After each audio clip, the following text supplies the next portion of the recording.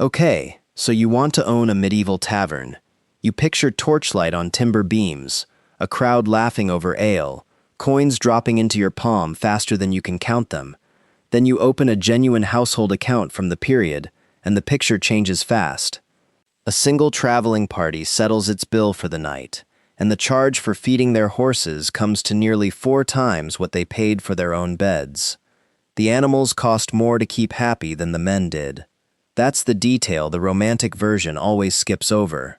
Someone has to buy the oats, replace the scorched linen, cover the spoiled cask, pay the servants, and still find the rent when the road outside goes quiet for a week. We're going behind the hearth and into the ledgers. We'll build a large roadside establishment in England around the middle of the 15th century, follow every coin as it comes in and goes back out, and find out whether the person running it could actually get rich. First, a correction, because the word we reach for is slightly wrong. We call it a tavern because that's the word that survived into modern speech, but in late medieval England, the business you're actually picturing, with a great hall, kitchens, guest chambers, stables, fodder stores, and overnight lodging, was properly called an inn. An alehouse might be nothing more than a room inside someone's cottage. A tavern, in the strict medieval sense, leaned toward wine specifically, often in towns, and was a smaller operation altogether. What you're building is bigger than either. Think of it as a hotel, restaurant, stable yard, warehouse, and informal credit office, all arranged around a single courtyard. A useful real example is the New Inn, built in Gloucester around the middle of the 15th century by the Benedictine Abbey there, originally as lodging for pilgrims visiting the shrine of a murdered king. Enough of the physical structure survives today that you can still walk into the gatehouse and see exactly how the business was laid out. A cart can pass straight through the entrance into a long central courtyard. Galleried ranges of guest chambers run along both sides, stacked above what would have been storage and stabling at ground level. This is not somebody's front room with a barrel in the corner. It's a transport and lodging business, with beds stacked 2 stories high. Location does most of the real work here. A prosperous market town, especially one sitting on a pilgrimage or trade route, pulls in merchants, church officials, drovers, craftsmen, and messengers moving between larger cities, and every one of them arrives with a slightly different need. One wants a hot meal before dark. Another wants a locked chamber for himself and his strongbox. A cloth merchant needs his goods kept dry overnight. A servant traveling with his master needs somewhere cheap to sleep that isn't the stable floor. And anyone arriving on horseback brings an extra mouth that absolutely cannot wait until morning to be fed. The building itself is arranged to turn each of those needs into a separate charge. The gate lets the cart in. The yard holds the horse. The stable creates a fodder bill on its own. The hall sells food and drink. The chamber upstairs adds a lodging fee. The locked storeroom turns cargo into rent. A single traveler, in other words, walks through your gate as 5 or 6 customers stacked inside one body. Before any of that money reaches your hand, though, somebody has to actually build the place, and the cost is genuinely staggering once you translate it into labor. Contemporary building accounts for comparable inn projects of this scale in this period put total construction costs somewhere around £300 to £400, and medieval money is deceptive because it's written in familiar-looking numbers that hide an enormous underlying sum, since £1 contained 240 silver pennies. A skilled carpenter working on a project like this typically earned somewhere around 4 to 5 pence a day, so a £350 building bill works out to roughly 16,000 to 17,000 days of a single craftsman's labor, or something in the neighborhood of 60 to 65 years of one man's working life poured into timber and stone before a single guest ever sleeps under the roof. Fortunately for you, that enormous bill usually wasn't the operator's problem to solve. The religious house or wealthy patron backing the project owned the completed building outright and paid for the walls, the timber, and the land.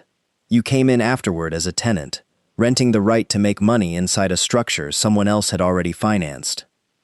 That arrangement helps enormously, but it doesn't mean you open cheaply.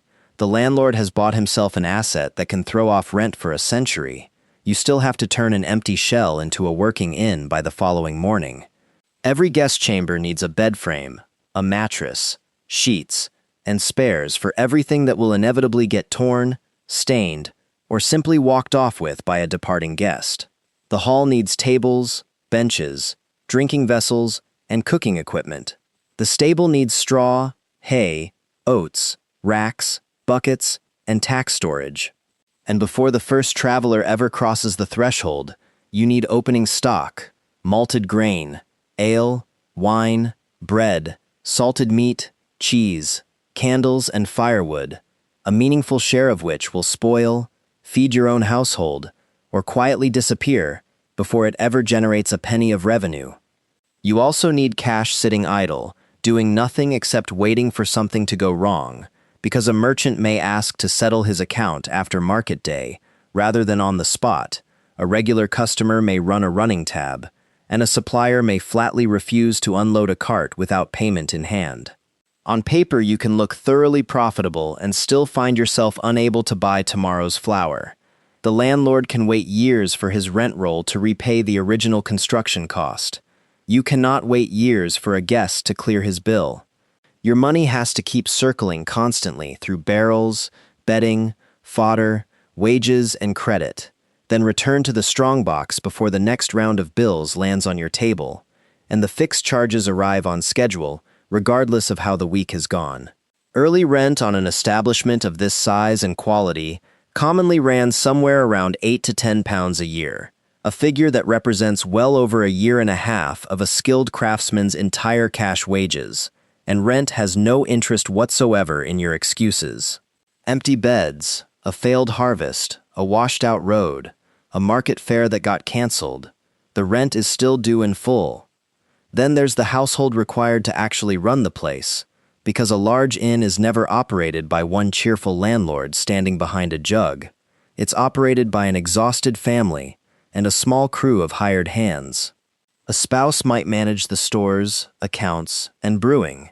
Children and relatives fetch water, change linens, and carry dishes on market days.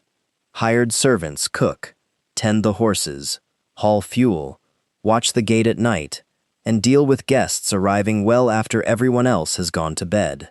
Family labor keeps the cash wage bill lower on paper, but it isn't free. The household still needs feeding, clothing, and housing regardless, and it's easy to mistake unpaid family effort for a fat operating margin when it's really just deferred compensation. Hired laborers commonly earned somewhere around 3 to 4 pence a day depending on the decade, with women typically receiving a fraction of a man's cash wage, even for comparable work, though board and lodging complicate any clean comparison. Brewing alone is a constant workload. Someone has to malt, mash, heat, cool, and ferment the ale continuously, since it doesn't keep well and has to be replenished on a rolling basis, and the stable needs a genuinely competent hand as well, since a careless groom can waste oats, lose tack, or injure a valuable horse in a single afternoon, and a guest will forgive a lumpy mattress far more readily than a lamed animal.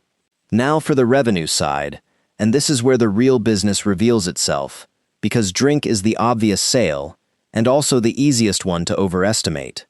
Most guests will buy a drink, but ale faces local competition, spoils quickly, depends entirely on grain prices, and sits under constant public regulation and inspection. The better business is scattered across everything else the traveler needs during his stay. Food, bread, cooked meat, cheese, and simple hot meals turn stored provisions into repeated charges throughout the visit. Beds can be sold again the very next night to someone entirely new. But the truly revealing income sits out in the stable yard, exactly the way that opening example showed, because 7 mounted travelers bring 7 animals, and every one of those animals needs stabling, straw, oats, and water, regardless of what its rider decides to spend on his own supper.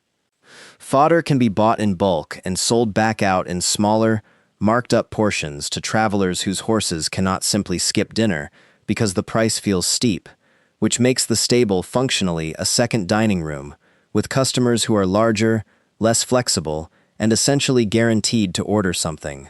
Storage adds yet another stream, since merchants need a gated yard and dry, lockable space to keep cloth and goods safe overnight.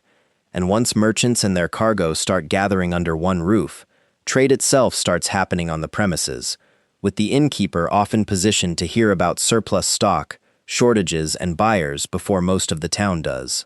Credit ties the whole system together, since letting a trusted regular customer settle later keeps him loyal and often increases what he spends overall, turning the innkeeper into something close to a local credit node who knows exactly which faces are worth the risk. Reconstruct a strong year, and the scale becomes obvious. Assume a steady flow of travelers across roughly 300 trading days, add local trade and drink sales on top, and total annual revenue for an establishment of this size could plausibly reach somewhere in the range of 70 to 90 pounds, a genuinely enormous sum expressed in carpenter days, worth well over a decade of a single skilled laborer's cash income flowing through one property in a single year. Of course, very little of that gross figure survives as actual profit. Provisions and fodder alone could consume nearly half of it. Rent, hired labor, fuel, repairs, and the inevitable spoilage, fines, and bad debt eat steadily into what's left. And a genuinely excellent year might leave a cash surplus somewhere in the range of 15 to 20 pounds, several years' worth of an ordinary laborer's wages produced in a single operating season, but still nowhere close to a clean modern profit figure once you account for the fact that it's also compensating an entire family's unpaid labor. An ordinary year looks considerably less exciting, with traffic cut by a third and the surplus shrinking accordingly. And a genuinely bad year, a poor harvest driving up grain and fodder prices at the exact moment fewer travelers are on the road at all, can turn that same fixed rent and largely fixed household into an outright cash loss, since you cannot dismiss half your staff or return half your roof simply because traffic has thinned. Fire remained the bluntest danger of all, a business built from timber, open flame, dry straw, and exhausted strangers sleeping near candles, with no institution standing ready to rebuild it afterward.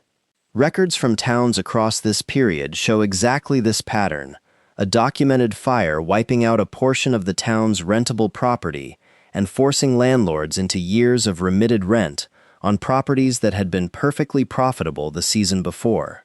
So who actually got rich doing this? Almost never the innkeeper pouring the finest ale in town.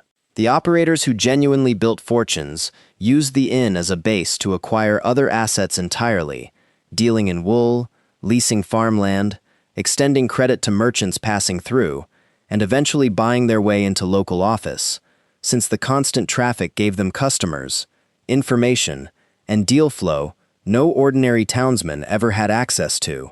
Could you actually get rich owning a medieval inn?